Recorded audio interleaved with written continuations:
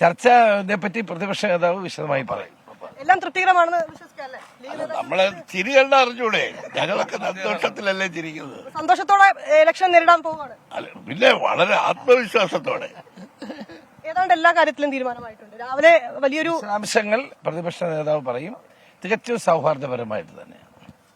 തീർച്ചയായും പ്രതികരണമാണ് നേതാക്കൾ നടത്തിയത്. രമേശ് ചെന്നിത്തലയും അതോടൊപ്പം തന്നെ എം ഹസനും ഒക്കെ രാവിലെ ഈ ചർച്ചയ്ക്ക് വേണ്ടി എത്തിയതാണ്. തൃപ്തികരമായിരുന്നു എന്ന് തന്നെയാണ് അവർ പറയുന്നത്. എല്ലാ കാര്യങ്ങളും വളരെ വ്യക്തമായി തന്നെ ചർച്ച ചെയ്തു. അദ്ദേഹം സൂചിപ്പിച്ചതുപോലെ ഞങ്ങളൊക്കെ സന്തോഷത്തോടെയാണ് പുറത്തേക്ക് ഇറങ്ങുന്നത്, അത് തന്നെ അതിനൊരു സൂചനയല്ല എന്നൊക്കെയാണ് അദ്ദേഹം പറഞ്ഞിരിക്കുന്നത്. ഇനി കെ സുധാകരനുണ്ട്, ഒപ്പം തന്നെ പ്രതിപക്ഷ നേതാവ് വി ഡി സതീശനുണ്ട്. അവരൊക്കെ പുറത്തു വന്നതിന് ശേഷം ഔദ്യോഗികമായിട്ടുള്ളൊരു പ്രതികരണം ഇക്കാര്യത്തിൽ ഉണ്ടാകുമെന്നാണ് അറിയുന്നത്. പക്ഷേ ഇപ്പോഴും നമുക്ക് ഇപ്പോൾ ലഭ്യമാവുന്ന സൂചനകൾ പ്രകാരം മൂന്നാമതൊരു സീറ്റ് അത് ലീഗിന് ഉണ്ടായേക്കില്ല. നിലവിലുള്ള രാജ്യസഭാ സീറ്റ് നൽകാമെന്ന് കോൺഗ്രസ് പറഞ്ഞിട്ടുണ്ട്. ഇക്കാര്യങ്ങളിൽ നേതൃത്വവുമായി രണ്ടുപേരും കൃത്യമായിട്ടുള്ള ചർച്ചകൾ നടന്നേക്കും. അതിനുശേഷമായിരിക്കും ഒരു തീരുമാനമുണ്ടാവുക. പക്ഷേ ഇപ്പോൾ അറിയാൻ കഴിയുന്നത് ഈ നേതാക്കളൊക്കെ പറയുന്നത് പോലെ നിലവിലുള്ള പ്രശ്നം അത് സമവായത്തിലേക്ക് എത്തിയിരിക്കുന്നു, ആ പ്രശ്നങ്ങൾ പരിഹരിക്കപ്പെട്ടിരിക്കുന്നു എന്നുള്ളത് തന്നെയാണ്.